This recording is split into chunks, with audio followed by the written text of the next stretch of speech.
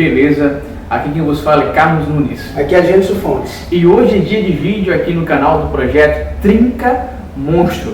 E nós trazemos aqui Valdir Alves, porque o tema do dia é bodybuilding e sociedade. Nós estamos com o nosso jovem pesquisador na área de sociologia.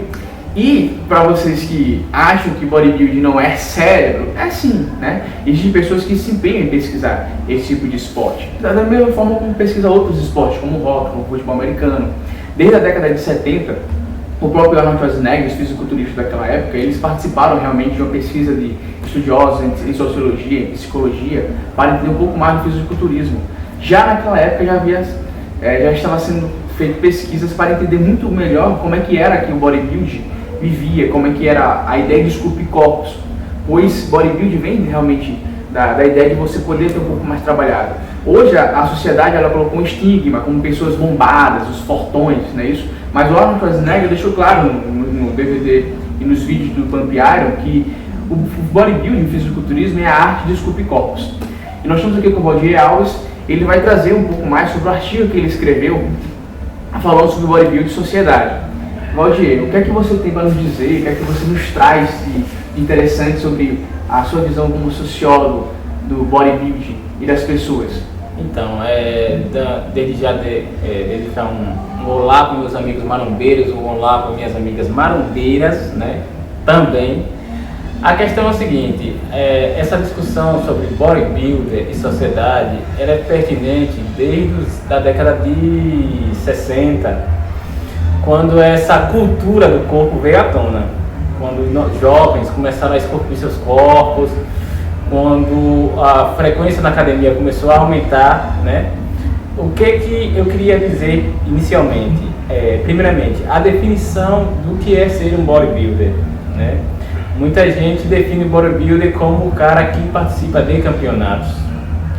Mas isso é pra gente pensar, se o indivíduo tem uma vida alicerçada na dieta, no treino, no descanso regrado, esse indivíduo não seria um bodybuilder também? É algo pra gente refletir, né? É algo pra gente pensar. Ou ele só é um bodybuilder se ele participar de campeonatos, se ele subir no palco? O cara tem uma vida alicerçada nesses três elementos, eu acredito que ele também é um bodybuilder. E aí vem uma outra questão, né? Como é que esse bodybuilder está incluso dentro de sua sociedade? Em que contexto, né? Em que contexto ele está incluso? No contexto da cultura do corpo. O bodybuilder, ele vive para uma coisa chamada cultura do corpo. Ele treina, ele se alimenta, ele descansa, ele vive 24 horas em prol do seu corpo. Então nós temos um indivíduo, um grupo de indivíduos que vive 24 horas por dia, e isso nos descaracteriza um pouco de esporte. Isso faz com que alguns autores europeus, especificamente Anthony Giddens, chama de o lifestyle, o estilo de vida. O indivíduo procura seu estilo de vida, ele procura a sua individualidade, que o bodybuilder é isso, o yourself, o você mesmo faz seu treino, você mesmo faz sua alimentação. Então, os indivíduos procuram a sua individualidade, que é diferente de egoísmo. Individualidade é o indivíduo que gosta de fazer suas coisas sozinho e que coloca aqui, coloca ali, coloca a sua dieta, coloca o seu treino, tal. Não tem nada a ver com egoísmo. E os bodybuilders, eles buscam muito a sua individualidade, além da diferenciação através do seu corpo esculpido. E na sociedade contemporânea, na sociedade moderna, esse número de pessoas que buscam esse estilo de vida, que buscam essa individualidade, essa diferenciação, tem aumentado, né? Aí a gente pode dizer, não, mas a questão do preconceito, esse é um assunto que a gente não vai abordar, porque nós estamos falando aqui do bodybuilding e cultura do corpo, de um estilo de vida, né? Ao qual nós contemplamos, ao qual nós fazemos parte. E o que acontece? Antropologicamente falando, esses bodybuilders, através dessas práticas, dieta, treino, descanso, eles constroem uma outra coisa que é bastante particular dos bodybuilders, que é uma coisa chamada identidade. O bodybuilder ele traz a sua identidade consigo. O corpo esculpido é a identidade do bodybuilder. Então, quais são os elementos que conceituam o bodybuilding na sociedade? Identidade, cultura do corpo, diferenciação, né? Individualidade. Então, são esses os aportes que eu poderia classificar aqui dentro de um contexto, obviamente, sociológico, antropológico, né, para conceituar o bodybuilding nessa questão. Aí a gente pode dizer, não, mas essas questões sociológicas e antropológicas não são de grande valia para a gente que quer dicas sobre treino e dieta. Aí eu cito um grande bodybuilder dos anos 90 chamado Nasser El Sorbati. Ele era sociólogo. Sou fã desse cara. Ele era sociólogo e ele era um cara que era o top 3, né? Isso, ele era o top 3 do Mr. Olympia. Ele tinha, entre as graduações que ele tinha, e ele sabia se situar muito bem dentro desse contexto, que virou um top 3 do Mr. Olympia. Então, é isso que eu quero mostrar para vocês. O que o bodybuilder, o que você tem que pensar como um bodybuilder? Quem eu sou? Eu sou apenas um praticante de um esporte ou eu estou construindo a minha identidade? Eu tenho um estilo de vida que é o bodybuilder, né? Dentro da sua pesquisa, Roger, a gente poderia considerar, por exemplo, o estilo de vida bodybuilding como sendo o estilo de vida mais difícil de seguir, ou até dizer que o fisiculturismo em si seria o esporte mais difícil em comparação com outros esportes? Qual seria a diferença do bodybuilding para os outros esportes, dentro do que você pôde observar? Olha, a questão em relação a outros esportes, em relação ao indivíduo particularmente, porque aí a gente está estudando indivíduos dentro de contextos culturais, antropologicamente falando, mais uma vez eu digo, há uma transição muito radical desses indivíduos, mesmo se for de um esporte para o outro, e mesmo que seja de um estilo de vida para o estilo de vida bodybuilding que ele vai querer adotar. Mais regrado, com menos noitada, com alimentação diferenciada, com uma rotina de treinos. Então, o indivíduo faz uma transição muito radical. Por isso que há necessidade de se construir essa identidade, porque ele sai de um esporte, por exemplo, como futebol, que você pratica, vai para casa tomar banho e acabou. Sem nenhum preconceito, obviamente. O indivíduo, quando ele sai da academia, quando ele sai do seu treinamento, ele vai para casa pensando em fazer a sua alimentação. Ele vai para casa pensando na hora do seu descanso. Então, essas questões o perpassam 24 horas por dia. O indivíduo pensa na sua identidade, que é o bodybuilder, 24 horas por dia. Então, por isso que o bodybuilder se descaracteriza um pouco dessa questão de esporte. Ele tem a parte de competição, ele tem toda essa parte, mas poucos esportes o indivíduo vivencia 24 horas por dia como um bodybuilder. A hora que você vai dormir, a hora que você vai acordar, a hora que você vai se alimentar, o que você veste, o que você escuta, a hora que você vai treinar, né? As pessoas com quem você se relaciona, né? A construção da sua identidade. Então, essa é a diferenciação, Carlos, do bodybuilder para outros esportes, essa transição extremamente radical que o indivíduo faz, essa cultura. Sobre o que algumas pessoas falam, por exemplo, sobre o ser fanático. Será que é por isso, por seguir o estilo de vida, em que algumas pessoas acabam dizendo, cara, o cara é fanático por estar 24 horas na academia, comendo de hora em hora, etc. Será que talvez seja por isso, por ter que seguir um estilo de vida, se configurar como um indivíduo dentro da sociedade, com esse estilo de vida? Será que é por isso que impacta as pessoas? Impacta porque não é algo comum, né? Não é algo comum, trivial, é algo que um pequeno grupo de pessoas cultiva, né? Então isso causa uma outra coisa que é muito um conceito muito comum na antropologia chamado estranhamento. As pessoas estranham que o indivíduo jovem não saia para as baladas todo final de semana. Ele prefere um descanso, né? Porque ele prefere construir tecido muscular, ele prefere, né, estar com essa ligação direta com o seu esporte. E esse estranhamento da sociedade, né, da sociedade em si, é que desemboca nessa coisa que a gente sabe que é o preconceito, né? Verdade, verdade.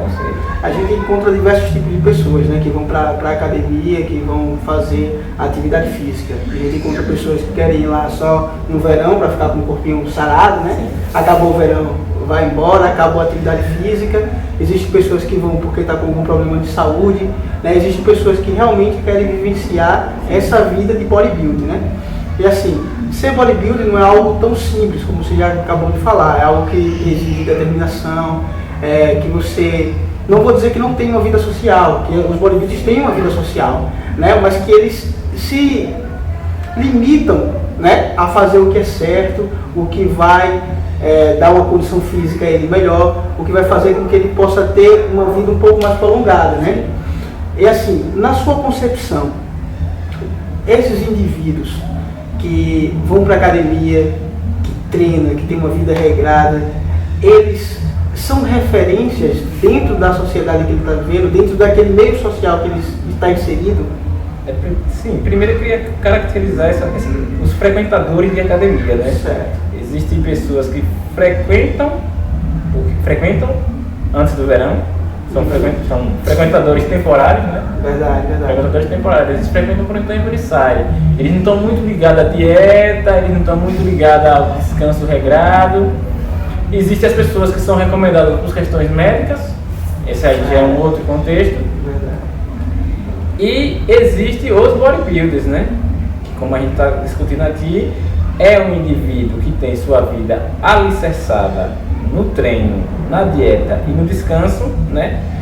E que no decorrer da sua trajetória ele se torna uma referência, porque o bodybuilding é a arte de esculpir o corpo, e uma hora ele vai esculpir o corpo dele, e as pessoas vai ser inevitável as pessoas verem isso, ver que toda a sua dedicação de treino, dieta e descanso resultou numa coisa. Então ele se torna uma referência. Ele se torna uma referência para as pessoas. Ele se torna uma referência de boa forma e de saúde. O que é que você poderia citar, por exemplo, sobre Arnold Schwarzenegger?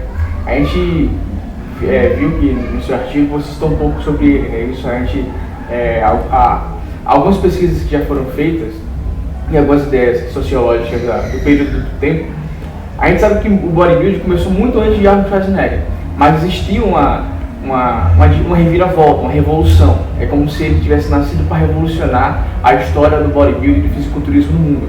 O que é que você poderia me listar dessa linha de tempo, de passagem, da existência dele e da sua pós-existência? Então, essa old school, essa geração da década de 70 da Califórnia, Venice Beach, que realmente revolucionou o bodybuilder, Arnold Schwarzenegger e seus amigos, Frank Colombo, Frank Zane, o Ferrigno, Sérgio Oliveira.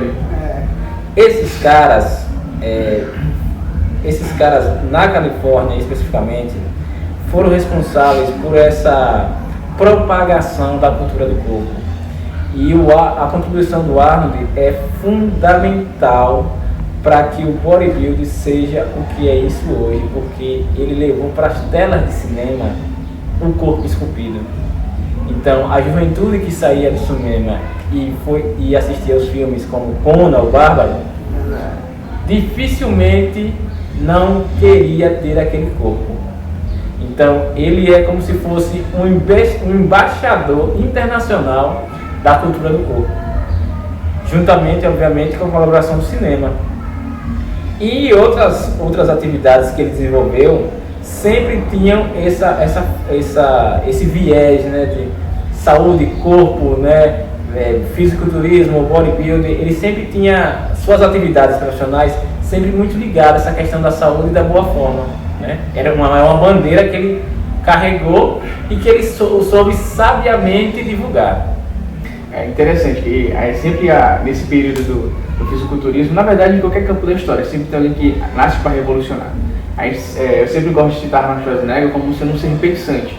Eu sempre costumo citar uma frase que o nosso atual mestre, um dos nossos mestres aqui no Brasil citou, que é Fernando Marques, que ele falou bem assim, que a gente percebe que uma das coisas que Arnold Schwarzenegger tinha forte não era só o bíceps, né? Era o cérebro também. O intelecto. E a gente vê que, você citou, né, Cecil Bate, é isso. Temos outros bodybuilders que durante esse período também trouxeram estranheza, como Ronnie Coleman. Por exemplo, dentro da sua pesquisa, o que é que a gente poderia falar um pouco sobre Coleman também desse período? Coleman já é uma nova, a nível de competição e a nível de estrutura corporal, Coleman já é uma quebra de paradigma, né? Se nós temos um bodybuilder com um corpo mais clássico, mais ligado a uma questão humana, o Coleman, ele rompe com tudo isso. Normal, meu cara. Ele rompe com tudo isso, né? E aí que fica a diferenciação clara, ó.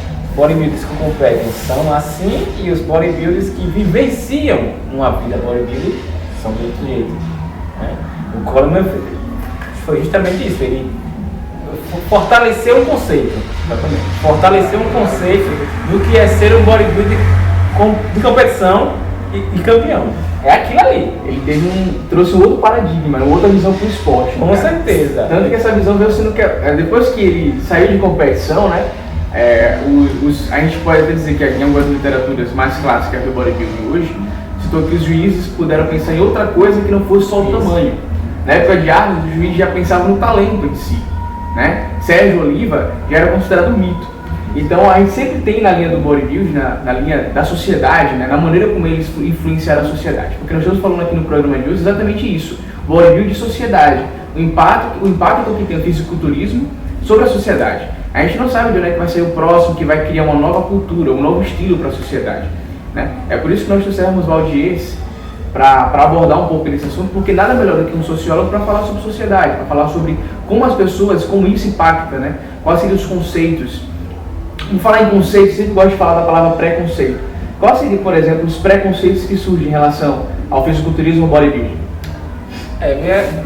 Os mais clássicos, por exemplo. Os mais clássicos é o seguinte, porque como é algo muito difícil de se alcançar, um corpo esculpido, um corpo com volume muscular legal e tal, as pessoas que não conseguem ou não começam, não tentam, né, esculpir seus corpos, acreditam que aquilo ali foi tudo obra de esteroides, anabolizantes. Então, a principal preconceito é o seguinte: eu não consegui, ele conseguiu por um outro mérito, não pelo treino, não pela dieta, não pelo descanso. Então, o preconceito é muito mais assim: ele conseguiu, eu não consegui. Se eu não consegui, foi porque ele trapaceou. Ele utilizou de métodos científicos que proporcionaram a ele aquele corpo. Então, um dos principais preconceitos hoje na sociedade é em relação ao uso de esteroides, que até chega a ser um tabu entre os bodybuilders, né? Isso aqui no Brasil é um paradigma, né? Porque, por exemplo, muitas pessoas não sabem nem sequer a diferença entre drogas ilícitas e drogas restritas para algumas pessoas, né? Quando na verdade a gente poderia até considerar que o que deveria ser ilícito seria aquilo que prejudica o ser humano. Quando o Brasil é um dos países que mais liberam drogas, que a gente não vai citar aqui nomes, mas você na sua cabeça pode imaginar 2 ou 3 drogas que é liberada por determinadas empresas de sanitarismo no Brasil e que fazem mal à saúde, né? Quando outras poderiam ser reguladas em benefício da própria sociedade em si. Mas isso aqui é um assunto que a gente não vai abordar agora, sobre drogas, esteroides e fisiculturismo. É o seguinte, muito obrigado, né, por estar assistindo mais um vídeo do canal Trinca Monstro. Espero que esteja sendo esclarecido. Se tiver alguma dúvida, algum comentário para se fazer, coloca aí, dá um joinha. O canal Trinca Monstro agradece muito a vocês que está dando um like, está fazendo as visualizações e assim, está tendo uma aceitação muito boa. Você é responsável por isso. E só uma observação. A gente viu aqui sobre a questão da sociologia, né, da sociedade bodybuilding. É importante você, jovem, que está começando o fisiculturismo hoje, estudar o seu passado, estudar a história daqueles que são seus ídolos, estudar o que eles fazem, o que eles fizeram, ver sobre os bodybuilders considerados naturais e um pouco antes do esteroide surgir no esporte. É importante saber que, por exemplo, vá lá no Google, que a gente tem uma ferramenta muito boa de pesquisa, que é o Google, bote lá Elgin Saudal, por exemplo. Elgin Saudal. Não sei se é Saudal. Saudal. Eu sei que é Elgin Saudal. Bota lá. Tem correção lá, correção automática. Viu na cabeça agora, eu não estou pronunciar. Mas é importante você saber como é que o bodybuilding começou, né? Se foi realmente na década de 30, na década de 70. A gente viu que teve períodos que fisiculturistas revolucionaram, então ficou mais à vista. Mas se eu te falar que, por exemplo, em 1800 1990, por exemplo, existir campeonato de fisiculturismo, você acredita? É importante você que está começando hoje no esporte saber um pouco mais sobre o seu esporte, né? Ter essa visão sociológica e antropológica da vida. Todos nós temos um pouquinho de sociólogo e antropólogo, mas tem pessoas que se destacam um pouco mais, como o nosso Valdir aqui, e tem uma visão da sociedade, né?